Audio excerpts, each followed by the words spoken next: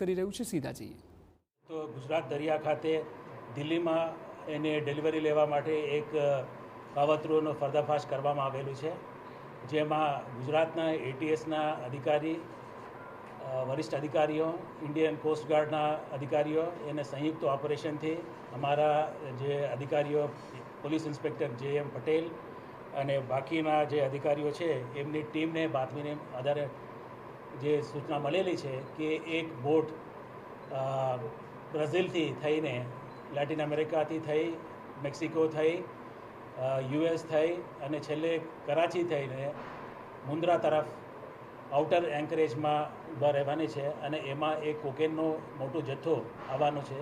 એ માહિતીના આધારે એટીએસના જે સુપરિન્ટેન્ડન્ટ ઓફ પોલીસ કે સિદ્ધાર્થ અને એમને તાબા હેઠળના જે ઇન્સ્પેક્ટર અધિકારીઓ અને કર્મચારીઓ તુરંત 25મીના રાતે એ લોકોએ ત્યાંથી રવાના થઈ અને મુન્દ્રા ખાતે એ લોકોએ પોઝિશન લીધેલા છે અને વહેલી સવારે 26 તારીખે એ યુરોપ કરીને નામનો બોટનું ઇન્ટરસેપ્ટ ત્યાં આઉટર એન્કરેજ ઉપર ઊભા હતા.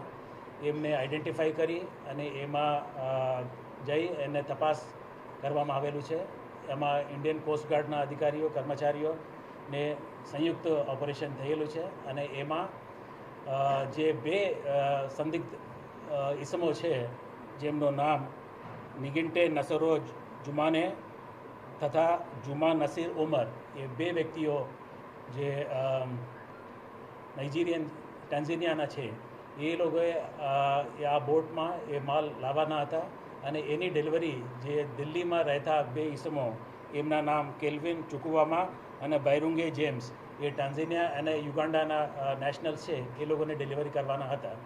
એ હકીકત એટીએસ અને કોસ્ટગાર્ડને મળેલી હતી અને એ અનુસંધાને એ લોકોએ બોટ, યુરોપ નામની બોટને સર્ચ કરી અને એમાં જે છુપાવવામાં આવેલો જે ડ્રગ્સનો જે થેલીઓ છે, જે 6 જેટલા થેલી, એમને શોધખોળ કરવામાં આવેલું છે. એમાં સફળતાપૂર્વક એ લોકોએ 5 થેલીઓને પકડવામાં આવેલું છે, જે પાણીમાં નાખેલા હતા. એને ત્યાં સર્ચ કરી એ લોકોએ બહાર કાઢેલી અને એક થેલો મળી આવેલ નથી.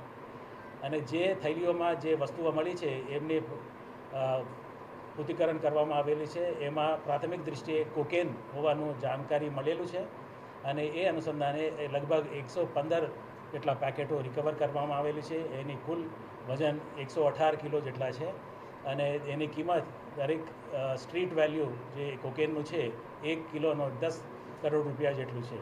અને આટલી મોટી જથ્થામાં એ કોકેનનો એ ગુજરાત એટીએસ અને ઇન્ડિયન કોસ્ટગાર્ડને સંયુક્ત ઓપરેશનથી અમારા અધિકારીઓ, કર્મચારીઓ તનમનથી મહેનત કરી અને જે ડિલિવરી દિલ્હીમાં કરવાના હતા એને ઇન્ટરસેપ્ટ કરી અને પોર્ટ ઓથોરિટીઝના આઉટર એન્કરેજ ઉપર અને પોર્ટ ઓથોરિટીઝના મદદથી પણ એ લોકોએ એ સફળતાપૂર્વક એ પર્દાફાશ કરવામાં આવેલું છે. સર, આ માલ લોડિંગ ક્યાંથી કરવામાં આવ્યું? એ બ્રાઝિલથી કરવામાં આવેલું છે. બ્રાઝિલ. સાહેબ, આ પ્રથમ વખતે ડિલિવરી માટે આવ્યા હતા કે અન્ય અગાઉ ક્યારે આવી ચૂક્યા છે કે કેમ? આ માણસો તો એ પ્રથમ જણાવવામાં આવેલ છે, પણ છતાં પણ આપણે જે ઇન્ટરોગેશનમાં અત્યારે આપણે પાસે જે 3 ઇસમો છે, જે બે દિલ્હીના ડિલિવરી લેવાના હતા, એ આપણે કસ્ટડીમાં છે અને જે બોટ ઉપરથી આપણે એ કસ્ટડીમાં લેવામાં આવેલું છે અને એક વ્યક્તિ દરિયામાં કૂદ્યું છે, એમને શોધખોળ પણ ચાલુ છે. સર, આજે કરાચી શું કામ ગયા હતા, શું કહેવું? જે રીતે મેં કીધું છે કે લેટિન અમેરિકા, બ્રાઝિલથી થઈ, મેક્સિકો થઈ, યુએસમાં અમુક પોર્ટો થઈ, કરાચી થઈ, એ લોકો અહીંયા આવવાના હતા અને અહીંયા દિલ્હીમાં ડિલિવરી દેવાની હતી, એ આપણે કીધેલું છે.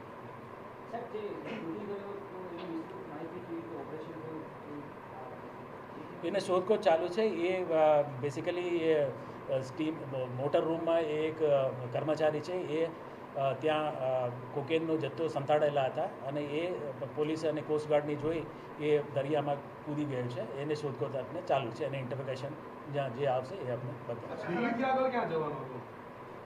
દિલ્હીમાં એ લોકો ડિલિવરી લેવાના હતા અને જે બે માણસો આપણે કસ્ટડીમાં લીધેલા છે એ અત્યારે આવવાના છે અને એ આવ્યા પછી એ લોકોને ઇન્ટરોગેશનમાં આપણે ક્યાં જવાનું છે એ આપણે ખબર પડશે. ભારત માટેનું જ હતું કે અન્ય દેશમાં મોકલવાનું?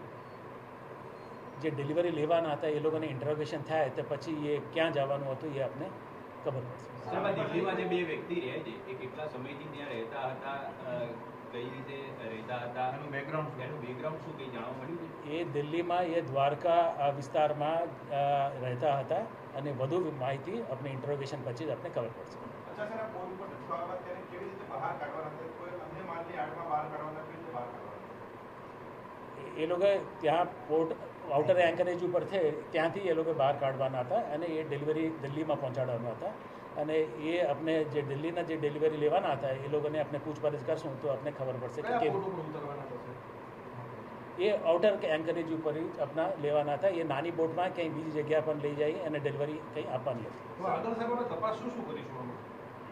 તમામ અને એના જે બોટ ઉપરથી આપણે એક જે કમ્યુનિકેશનના જે સાધનો છે, એપલના ટેગ મળ્યું છે અને એક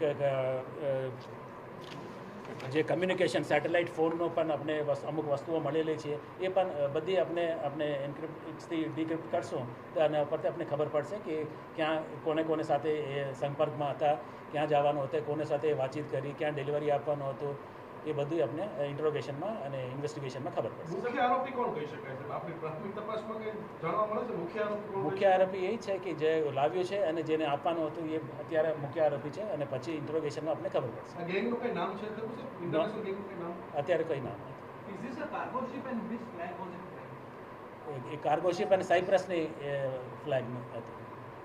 Sorry, thank you. Hindi Hindi Hindi